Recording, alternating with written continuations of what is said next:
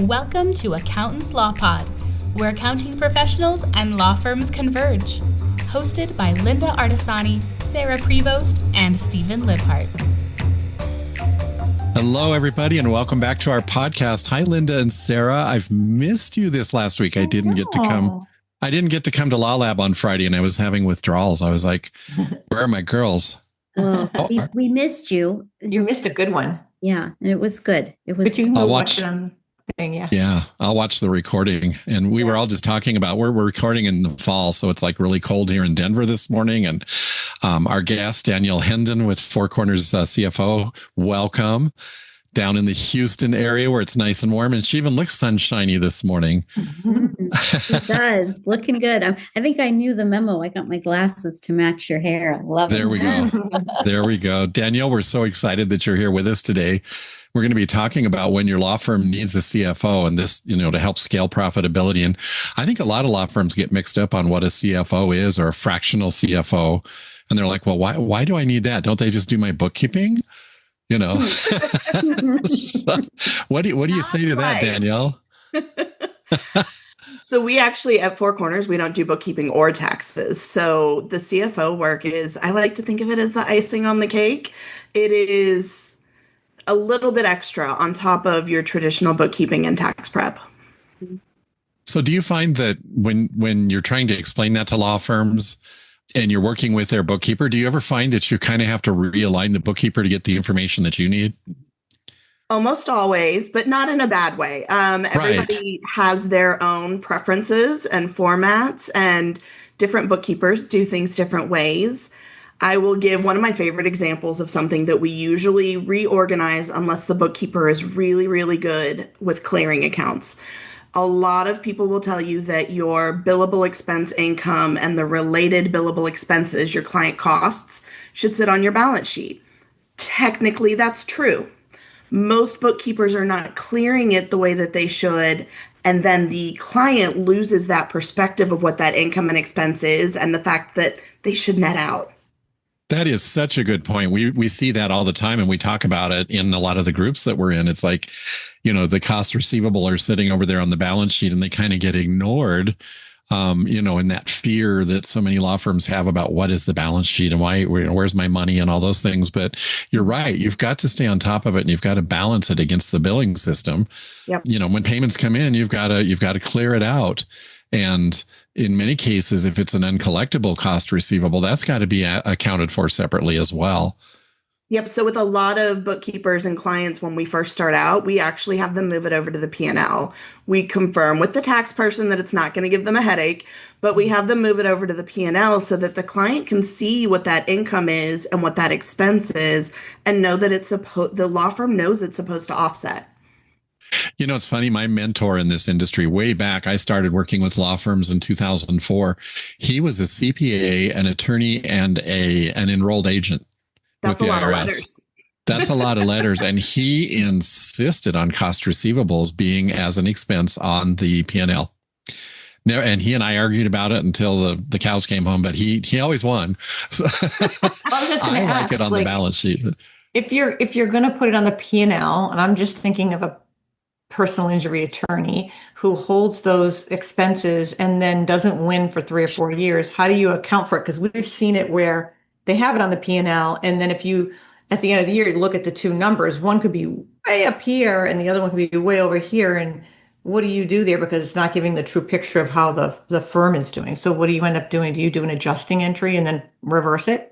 Yes. So for tax purposes, we would put an adjusting entry, but also on our side, we would layer that into how we look at their cash flow forecast and the timing that goes along with when the revenue matching, when they're actually going to collect it and all of that. We would look at that from a cash flow perspective. But on the P&L, I would tell them to leave it where it is unless you've got a bookkeeper that's clearing it. If the bookkeeper really is clearing things out and matching them, then this is a non-issue. But in my experience, the majority of them are not looking to see if that stuff clears out. It's really hard to clear in a QuickBooks scenario because you can't see the customer name. Yes. So if you have a client that has a lot of expenses that are the same, and then they're billing it back to the client, try to find that. You have to actually export it out to be able to figure it out. it's a lot of steps. I think that's why you don't see a lot of people actually doing it, which I think bookkeepers across that are listening are going to be like, I don't have to put it in advanced client costs. I can actually just dump it on there and then get rid of that task of reconciling that. Yay, sign me up. But I think it's going to be a conversation. Either way, it has to be done the right way. Like, yeah, I was just going to say, it has to be a conversation. P&L, you still need to make sure things are aligning. Well, it's brilliant what you're saying on the PI side of it, because it is hard for people to understand the outlay of cash sometimes. Yeah. And you only see it in a micro ledger, right? Of like, oh, I've got it on this side spreadsheet or this side platform, whatever that is. Sitting in Clio. Sitting there. Yeah, or even in Clio. And then it's kind of like, okay, how much have I outlaid for this? Oh, I'm going to recoup that depending on how the case goes. And then depending on what your final awardment is and like how you decide. And so I think in some ways it's really brilliant. In other ways, to your point, and I've incurred this, it's been like totally missing. So all the collections is sitting on the P&L side in the revenue bucket and nothing on the expense bucket. Sorry, friends, that's a glaring obvious thing. So we're wise on this, to Linda's point. If you are going to do this, it's not a free pass. No. Make sure you understand what you're doing and you're following the money. And to us, especially depending on the type of contingency cases, you got to be super clear about what that is and have it labeled correctly and ensure that you're marking it correctly. So whatever doesn't clear, you're fixing it in that current year and not having it roll forward on that balance sheet. And it is way simpler to do the P&L method when it's not a contingency-based firm. Exactly. The contingency-based, I actually would argue you're almost better off putting it in the balance sheet and figuring that piece out. But the more frequent turnover, the estate planners, probate, family law, and we've actually had this with a client where they had their billable expenses were almost twice as high as that billable income. And I was like, you're missing, something is not getting billed. Yeah. Yeah. To that point too. Like, what do you miss?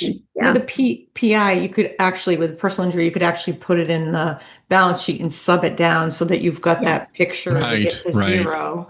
Yeah. And that will give you, if you have if there's a firm with a lot of matters, you might want to consider doing that. But I can say that when you start to look at the big picture of all of this, I think that if you do it the method you're describing, it's going to answer that age-old question we get every year. Well, if I made this much money, where's my money? Where's my money? Yeah. We get that every year. Like, well, where did my money go? And where are my expenses? When you throw things on the balance sheet, the attorneys don't even want to look at a balance sheet. So when you dump it out into a balance sheet and have to explain it to them, then they're like, makes sense why you're throwing it in like a clearing, which is what the advanced client cost account is. But then it's like, why don't I see it? I outlaid all this money. And then you have to explain it's a mini loan. And then, it gets a little bit convoluted. This way they can see it. But we had that firm one time, Sarah, that was a big PI firm. It was really large. And they had expensed everything. And they were like, were they class action suits? They were going to be faced with a ton of income with nothing against it because they had all these bad years. And I'm like, we looked at that. We're like, oh my God, look at this. Where is the income? And then we're looking at them like, oh, if they win this, which they were coming to, like, they were like 10-year-old suits or something like that, weren't they, Sarah? 5 or 10 years? They were quite long and extensive. And it was interesting, to your point, Danielle, what's nice about someone like you is you're that middle voice in the, like, you're hearing the tax, you're hearing, very well said. Yeah. And you're in that space where it's a very precious space of like, hey, look, I'm trying to get operational efficiencies back into play. I'm trying to get your cash. You want to know where that net income is in your bank? Let's talk about the realities of that and how you plan for it. And so I think that in those conversations, it's like you're in this, also you're an amazing person, but in this brilliant space of being able to be like, here you go. This is how we drive. We'll also speak both languages. Yes. And we get to be very client focused. So my goal is always that when we're talking to the owner, if they're looking at the reports, which let's be honest, half of them probably don't, but they should understand everything they see. And if that means that we go a little bit against the grain and put something somewhere that is not necessarily traditional, but it makes sense to them, like, let's be honest, these are not public firms. We can be a little bit flexible as long as both sides understand what we're doing. Exactly. Yeah. Because the end game is X. I get a question for you then, because this just came up in a meeting. the client doesn't want to see the money he takes out in distributions. He wants to see it on the P&L. Are you okay with that? No, but I will show it to him on his cash flow. Yeah, there's another. So that's where the cash flow forecast comes in. And I'm be like, look, this is going to really skew your stuff. You're not going to get a good 3/3. You're not going to get your third, a third, a third if we put it there. I want you to see it in your cash flow and know what your bank's going to look like. Cause I get that every business owner to some extent does bank statement accounting. We want to look at the bank account and know what we can spend. Yeah. And I get that, which is why we do cash flow forecasts. Doesn't belong on the P&L though. Oh, Linda, I'm so glad you asked that question because and you two probably see this a lot where one CPA / tax preparer wants it on the balance sheet. The other one wants it on the P&L. And, we work with many clients. And so it's, for this firm, it's over here. For that firm, it's over there. Yeah. Very good point. Oh my gosh. Even if you temporarily put it there so they can see it and right. Their little narrow way of looking, then you got to rip it out for taxes. I just don't think that's a great practice, but also so we want it on the balance sheet, but we want it named. So I want to be able to know, what did you make in estimated payments? What did you make in distribution? Oh yeah, we do that yourself. Yeah. We want to make sure it's named because then that makes our life easy. And we're going to throw it on that cash flow forecast so they can see exactly where it went. Yeah, because you really, to be fair to a business, if you want to know what that true profitability is, there's other ways to go about it. And I think it's just brilliant to say there's other financial statements out there. Just because the P&L and a balance sheet is part of a story that, again, most likely you're not looking at, and you've got your numbers that you want to cherry pick off. Some of them are just, depending on the type of firm, you're just looking at marketing or you're just looking at labor. Those are not the exact areas to focus on. What's the production that's happening on the front end? What is the whole flow through? And your kind of, vision in that is you're looking at the person as the business owner, and then you're looking in past conversations. I'm only speaking from past conversations. She's looking at that front end and saying, all right, what's happening here? Who are you inside of that? I think what we covered in a private conversation was also about true delegation and how we're going to delegate stuff. And you have a great philosophy, if you want to share what that looks like to kind of the masses here, of how you run a firm. So I will give you, we call it our reveal framework. It's how we get clients from bookkeeping to budgets and cash flow and everything, honestly, in between. Before I get there, there's one more piece I want to tell to anybody that does have profit distributions on their P&L. You are skewing that net income number, which is then skewing how much you're putting aside for taxes. Yeah. And we never want a surprise at the end of the year. So that's another really big reason I want to see it in your cash flow, because we calculate for everybody roughly 20% of net income is how much we want you putting aside for taxes. If profit distributions are coming out of that and they are not deductible on taxes, you're going to have a surprise coming in April. Okay, so reveal framework.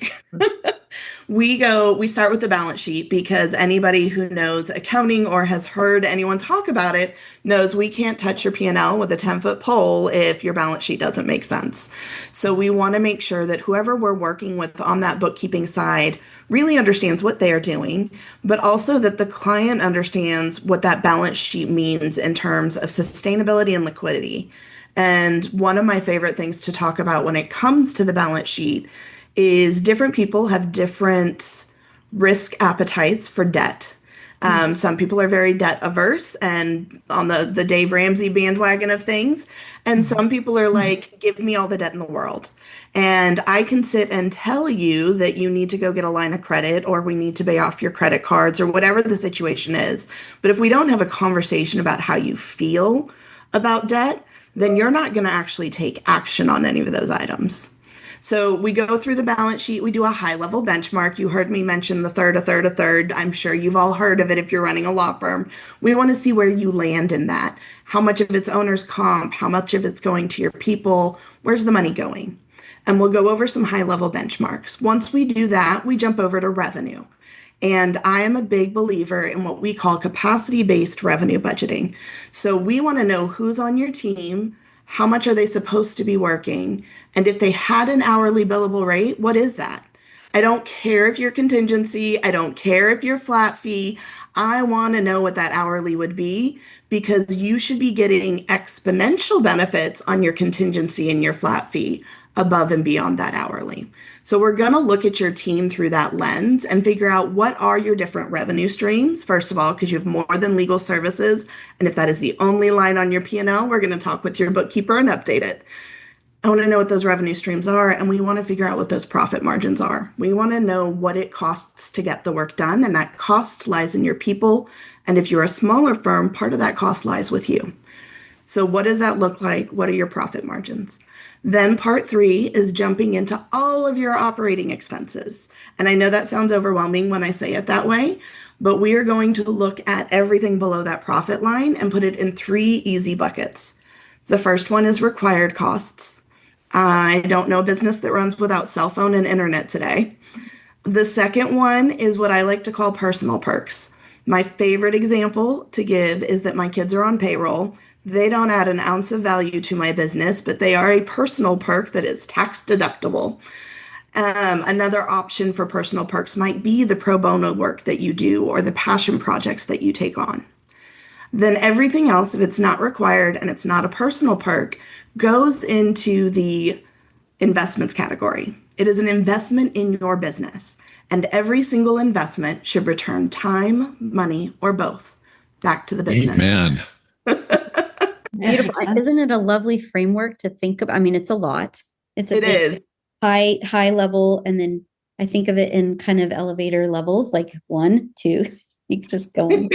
Yeah. Well, so many law firms require a certain number of billable hours out of their team every year, but I've seen it time and again where, okay, I have to bill 2,000 hours this year. What does that mean in our mix of business? To your point of breaking, what does that do to your budget? Like, are you actually following up with people?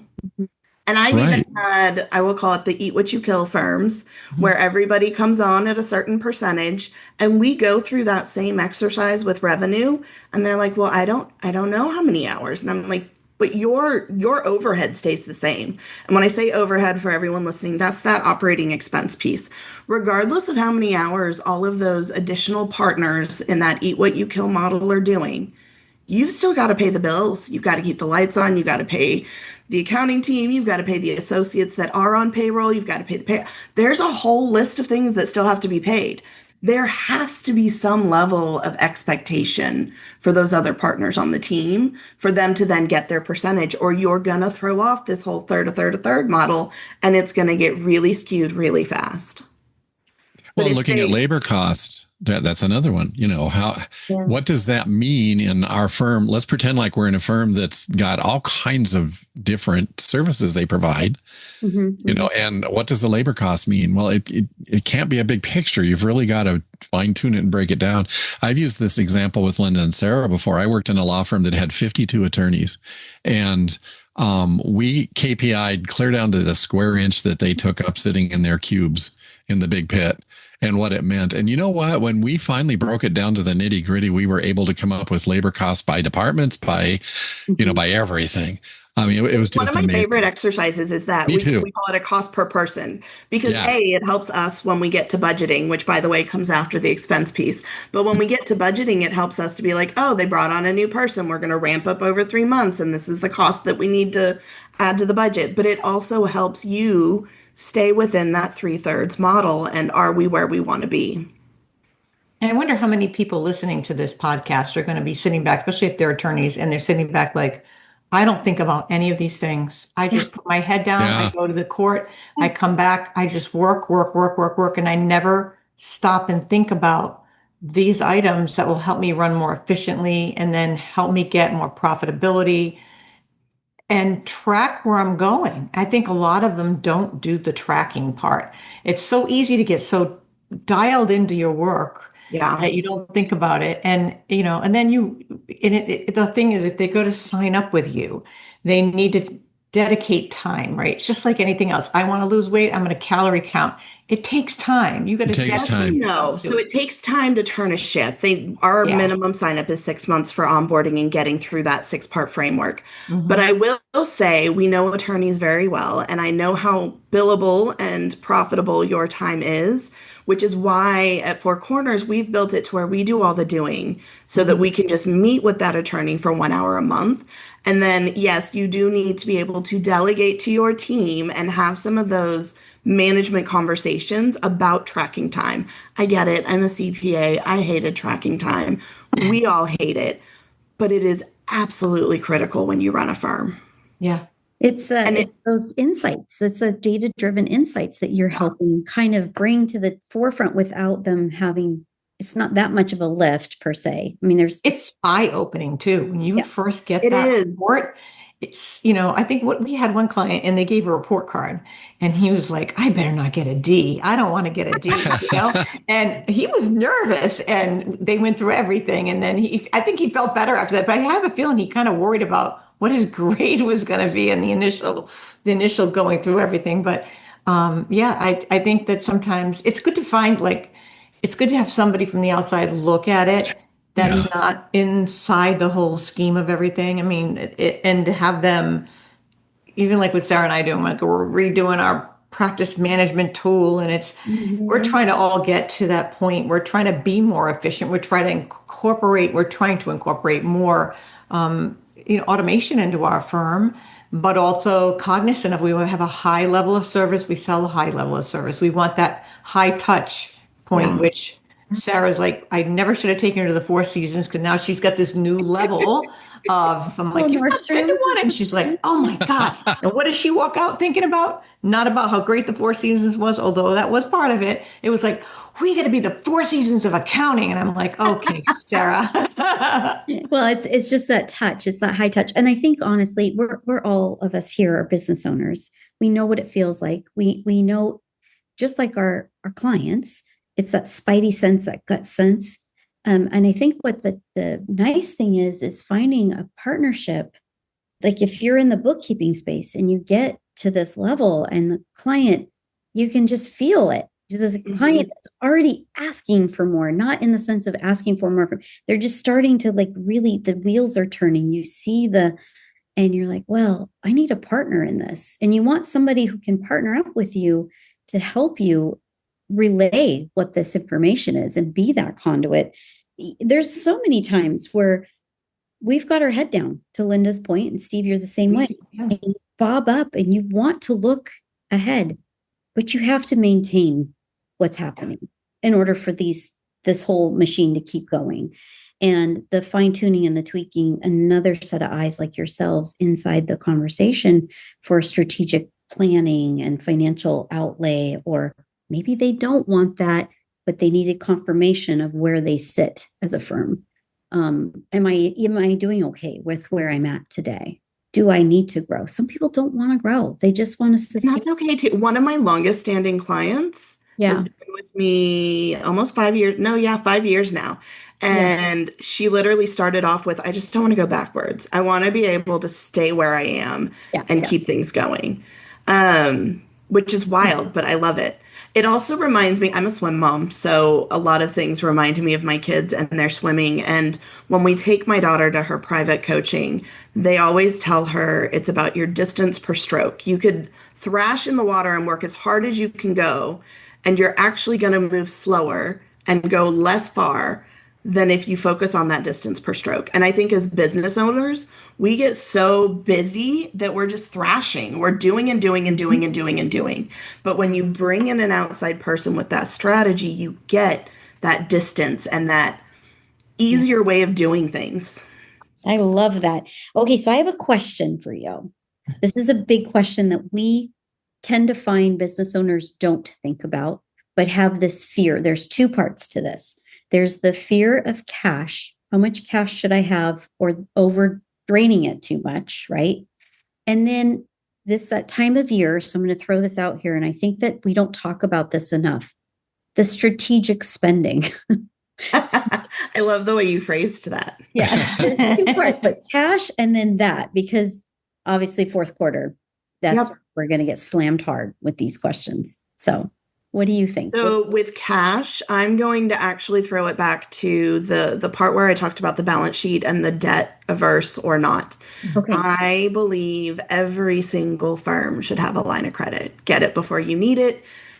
There is something very mental, and I love working on the mental side of finance as much as I do the numbers, but there's something very mental about an empty bank account or a budget that does not meet the needs of what you want it to going forward. And if you are in a position where cash is tight and you don't have access to any other funding, like a line of credit, you are going to grab everything in your reach, and they are not all going to be good things. And you make some of your worst business decisions in that moment just to put money in the bank account. It reminds me of going to the grocery store hungry. You make the worst decision. It's the same analogy. And I bring this up because I have always felt the same way. I kind of learned it early on, being in finance and seeing it from the inside out. We needed financing before. We should have gotten it when it was the high, the low, because we were desperate. And that's when you take the stupid loans that are 33 and something percent. The factoring loans that you can't even pay off early. I had a firm come to us with, gosh, I think she had 5 of them. And I was like, it broke my heart. Never mind that. The QuickBooks loan people sign up for no reason. They just clickety click. Okay, and like, do you know what you just signed away for? And I take a picture of the percentage because it's kind of buried. It's there. It's just buried. And then when they look at it, I'm like, oh my God. I'm like, yeah, you should pay this off. Why did you take it out? Oh, for emergency. Well, find another way to get an emergency loan. That's you just created an emergency. Yeah. Well, for anyone listening, if you're thinking a line of credit is like a normal loan, it's not. If you've never heard of a line of credit before, it is literally a take what you need, pay interest while you've taken it, and put it back. It's almost like a savings account meets debt. Exactly. That's great. Like, that's perfect. Okay. So how do you spend smart and strategic and at the end of the year? Let's go back to that.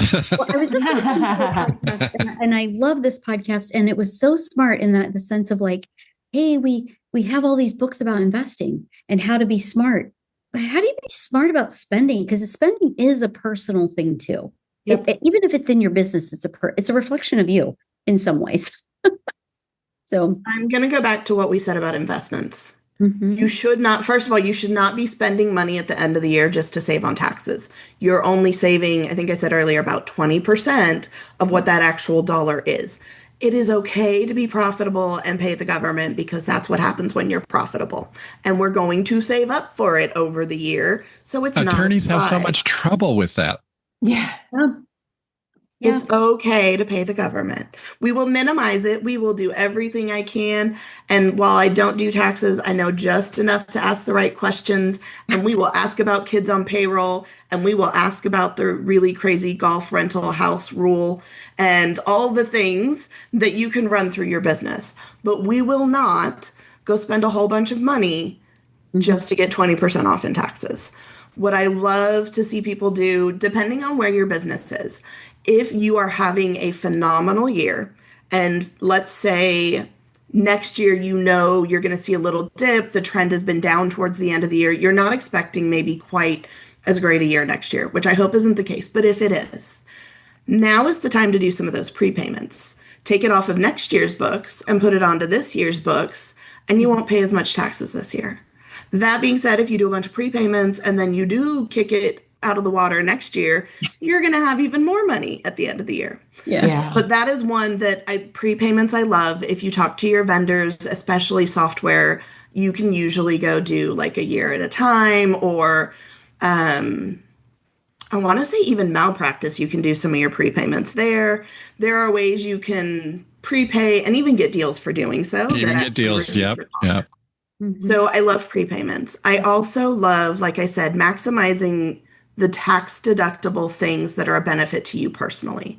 Have you maxed out your retirement? Have you put your kids on payroll if that's an option? Have you done, and I can't even remember what the name of it is, but basically you can rent your house to your business for like $14,000. It's ridiculous. It's a golf rule, but you can do it and you can write it off and you can run it through pending CPA advice in your personal situation. Right. Like, let's throw that disclaimer out there. I'm not anybody's tax person. But then everything else needs to go through that investment lens. Whatever you're doing, is it adding value to your business? And I'm going to give you one of my favorite examples of a difference between required and investment, because I do think attorneys enjoy each other's company and they like to spend money here. But I know as a CPA, you have to get certain education units. As an attorney, you've got to get your CLEs. There's a minimum requirement in your head. Those education units are required, which they are. But I also know, because I have to go get my own, that you can go pay like $200-$300 for the most boring, ridiculous, knock it out education units and just get done. The $5,000 you may choose to spend to go to a conference in another state and hang out with friends is an investment in your business or a personal perk. So if you're going to do it, make sure that you're doing it in a way that returns value to you. Far too often people go to these conferences, and I don't want to take away from them because I love conferences and I love education. But far too often people go, you get all this information and you have a great time and you do nothing with it. Mm-hmm. If that's going to be you and you're okay with it being a personal perk, have at it. But it is not a good investment for you if you're not using it on the other side. I think also the part, Steve and Linda, tell me if you think about this, as we grow, we see this and we see it in our own clients. Just to your point on these conferences, who in the team would benefit from going? Mm-hmm. Yeah. What does that look like, structuring that? That is a perk, but it's also an investment. Mm-hmm. And how you structure that is strategic.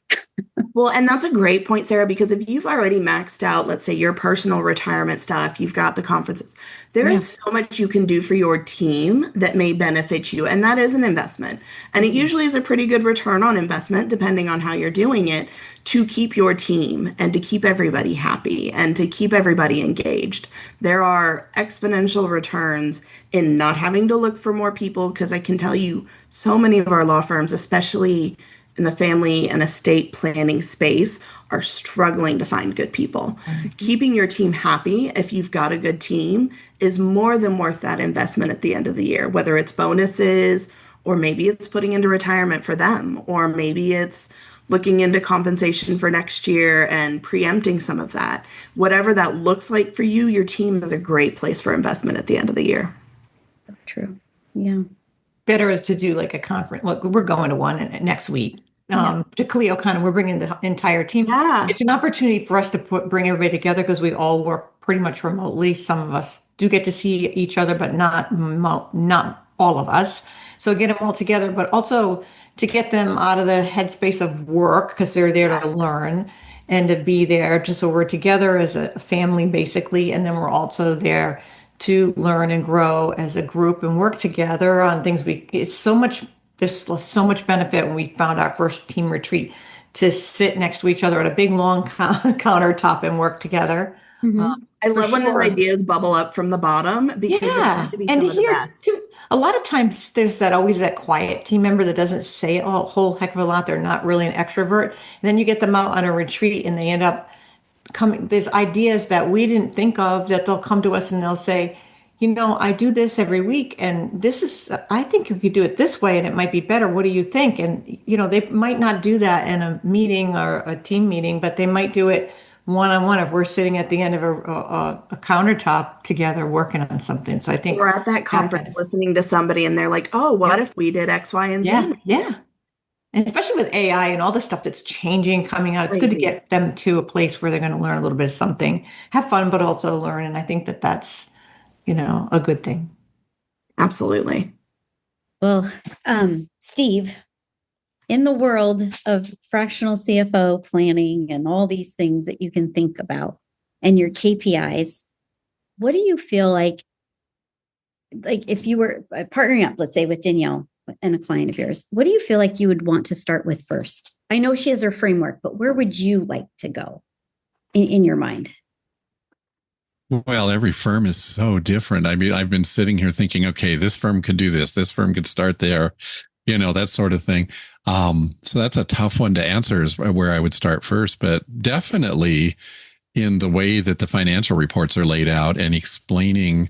I really love how you explained it, Danielle, in getting the message across to the law firm owner of where your cash is and what your true bottom line is and how you can base things on that. Because, the question the comment I made about different CPA/tax preparers want the distributions on the P&L report, and other ones want it on the balance sheet, and, really educating. So I think every single subject needs to be brought up of the value of what you do and why you do it. Really resonates with somebody who's coming to you for your services, because I think that they've had a bell ring in the back of their head going, I need to do this. And I can think of a client of ours that they're coming up to a point where that'll really make a difference. They have grown exponentially in the last year and a half. I'm just so amazed. And I love having financial meetings with them because they get it. It's still a little rough around the edges as to where they want things. Like they wanted their equity on the P&L. And I'm like, no, that's not where it goes. But to answer your question, Sarah, those are the things. I mean, I'm really embracing this today. You were right. You were so right. Couple things I want to touch on. One is, and let me just say the two, and then we'll turn you loose, Danielle. But one is that your children working for you, because a lot of people are going to have their ears perk up. Yep. And there are tax laws around different ages with that. So maybe you could touch on that a little bit. And then number two, year-end bonuses. I am passionate about year-end bonuses in law firms. I think that if you've earned it, it's a great tool. But so many times I've seen law firms give those bonuses at year-end, and then 3 or 4 of their attorneys leave because they were waiting for that bonus. And I like to coach people to think about why they decided on the dollar amount that Sarah's bonus is going to be and how they communicate that to her. Because when they just walk down the hall and hand out a $2,000 or a $10,000 check or whatever, what does that mean? And then I'm going to turn around and say, well, Linda, you got 10,000 and Sarah, you got 5,000 and I only got 1,000. What happened there? Yeah. Because they do talk to each other. Okay. I'll be quiet. Go, Danielle. Okay. So I'm going to start Sarah. with completely somewhat unrelated to the points that you just brought up. I do think the other place that KPIs come up a lot for me when it comes to the fractional CFO work is when we get into the budget to actuals, which we haven't really dove into. Yeah. But once you've got a budget and you're monitoring it against actuals, those KPIs are the drivers. And that's where we really start to focus in. And pivoting on that to your question about compensation, we love a quarterly model for law firms because it keeps people engaged throughout the year. We are also a big fan of what I would call mixed model compensation. You do not just have to compensate somebody through wages. Their wages plus their bonus plus their origination fees, there are so many things you can layer into a full compensation package for a law firm that it makes sense to then say, okay, and I will be honest, almost all of our firms, when they're looking to hire and we're talking through this together, this is what we're doing. We're saying, what do we need them to do? What do they need to make a good salary? What do we need them to do to break even and be profitable at this salary? But then also, what would above and beyond look like? And how much of that above and beyond can we give them so that they're incentivized? And as you grow, especially for those eat what you kill models, because I say delegate down to so many owners these days, as you grow, I want you to think about what does it look like to mix your compensation up between personal and company-wide, so that you are delegating down, you're filling up your paralegals, you're giving everybody the work. Because if they're so focused on their personal hours, your paralegal may be sitting there empty. So having that full circle compensation model with all the pieces in it is how you want to do it. And in my... Go ahead. I did. Oh, man, I just get so passionate about this. Learning what means something to each of the people that work with you and for you. So, for me, a $5,000 bonus won't mean as much as maybe a weekend in New York. Mm-hmm. And if you don't know that as my employer, you don't know how to your point, what is meaningful to me? What will really get me excited and stick with you? Yep. You know, I owned a day spa and I interviewed every employee that came in. We had 30 some odd employees. And I had a questionnaire that I asked every single new employee, what's your favorite color? What's your favorite flower? What do you like to do on your day off? If you could do something you never got to do, what would it be? You're getting the point of this. And that's how we bonus people. And that's how we kept them, because that industry has a massively high turnover ratio. And guess what? I kept my employees. You know, I had hardly zero turnover. Everyone on my team fills out a form of I love favorite this. things to do and personality. Will you marry me? I don't know if my husband would approve. Yeah, well, there's that. But I so believe in that business model. What does it mean to everybody? Well, and are they doing what they like to do? Right. Yeah. So then to your other point with the kids on payroll, you're exactly right. There are age requirements, and you need to consult your tax preparer to make sure that you are set up to do this correctly. It has to be defensible, like everything in the tax thing. It has to be definable, defensible. Yep. But it is absolutely one of my favorites, because many, at least for us, so many of the firms we work with are moms and dads, and they do have kids that could defensively go on payroll. They have a spouse that could even defensively benefit from retirement and things like that. So when you're looking to spend money at the end of the year, absolutely find a way to put it back in your pocket first. Yeah. Thank you for clarifying that. Okay, Sarah, did I answer your question? You did. And I was going to swing back. Linda, you were just going to say something. What were you going to say? I was just going to say, when I think about what Danielle offers compared to some of the coaching programs that I see. So we got some attorneys that do this group coaching, and then some of them come to us and they want 21 reports that they don't even know why they're being asked for it. And they have a lot of homework, and there's a lot, and they don't seem to look at that until the day they're meeting with their coach. I'm looking at that comparative to what you're doing, which it's not, doesn't have the coaching label. It's got the CFO label, but you're telling us there's equal parts coaching and therapy and all the things. Right. And it's also like you're doing you're not laying all that legwork on the client to get an accounting degree in this, which is something I see. I notice with the ones that take these coaching things, some of them do it, I think, for the trip that goes along with it. They go to the beautiful islands or whatever, and that's part of and they get together with other attorneys, and there's a lot of value in that. And they get to write it off. Yeah, and they get to it's a vacation. They get to write it off, and they go all over the country all year long. But also, if you're not seeing a difference or a change in the numbers, I always look at it. All right, you spent this much money on coaching and your trips, and I don't see a big change in what your end goal that you've shared with me, your end goal. You know, if that's something, or maybe there's clients out there, or lawyers out there that they don't want to do all that. They just want to get the result, but they don't want to do all the homework and learn accounting. They want to have someone guide them through. I think that's more of what you're sharing with us, that's your service. And then you're not going to lay a heavy burden on hours every month on the attorney to do work. They don't have that time. No, they don't. And I think that might be what stops some of them from doing this, so that they know that there is another offering out here, which is really what we want to convey, because we know that, you know, with us working with you, we understand that there's a different one for everybody. Yes. If you want to be that other type that goes and travels, I get it. I like travel too. But then if you want to really head down and do the work, but you're not having to have a lot of homework. We've seen it where Sarah has sometimes to do the homework. I do the homework.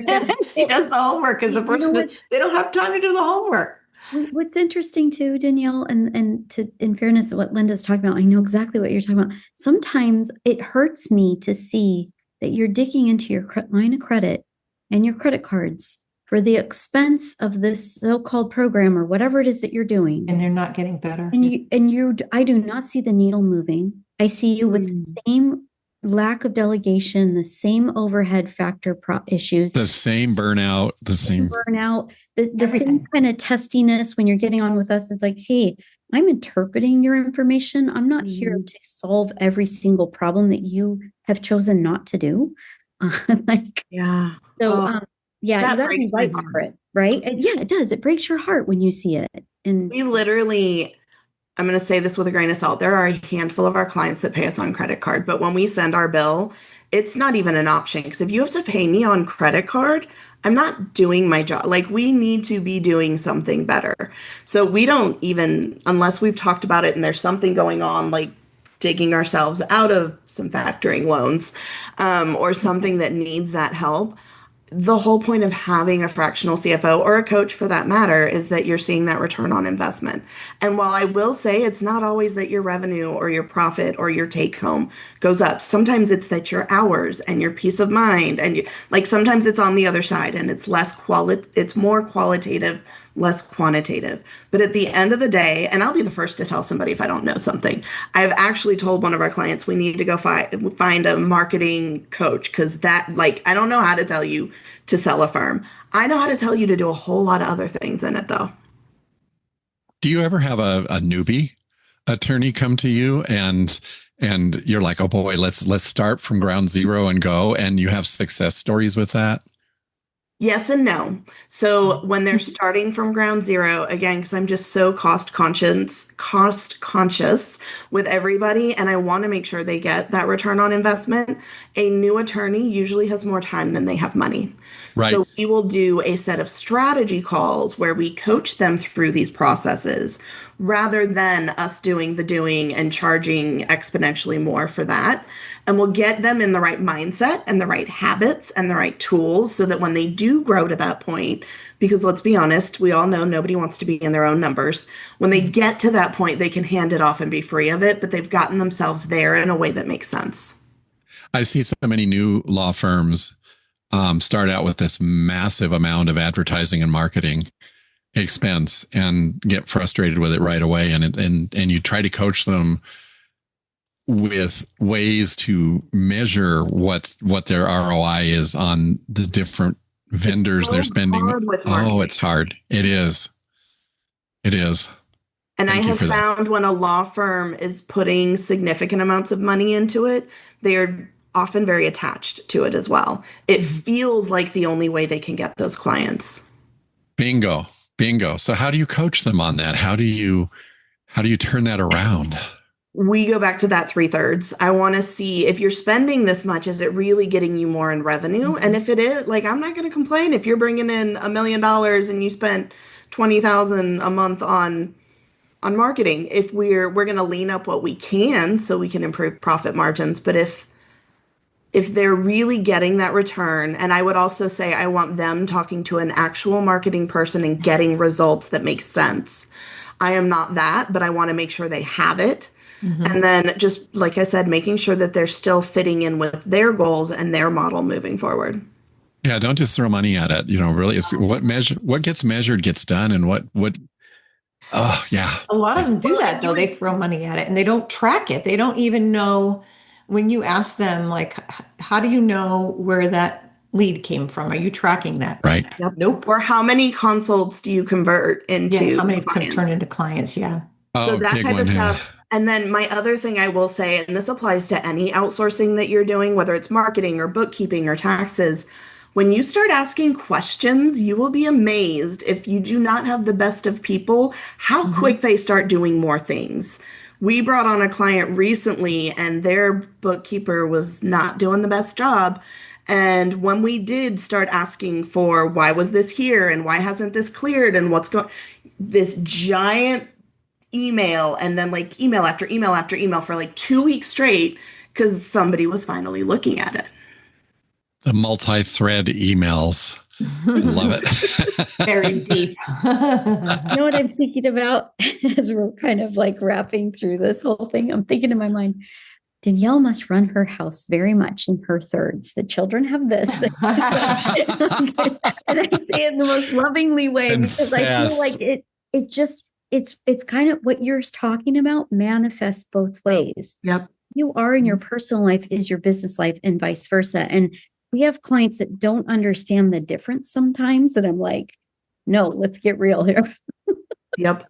And understand every client is different. I think my favorite part when we're going through that framework and we're going through budget is when we sit down with the budget and we can actually have a conversation about how many hours they're putting in and do they like their lifestyle right now? And is the money at the end of this budget worth what they're doing right now? Do we need to hire? What's giving them heartburn? Where are we going as a firm? And I don't know, just getting to come alongside and be that partner, not just someone telling someone what to do or doing all the doing, but really helping them get through that. Are you missing the Little League games on Saturday morning? That's huge. Yeah. I am not. So my kids don't do Little League, but they're, good Lord, we travel all over Houston for swim meets at the crack of dawn. And I'm on every one. I am treasurer of our booster club. I get to do all the fun things. How did you get the job of treasurer? I mean, it took them a while to realize, but I got voluntold this year. That happened to me. I have it too. So yes, Sarah knows. But it's out of love and passion for sure. Yes. Yeah.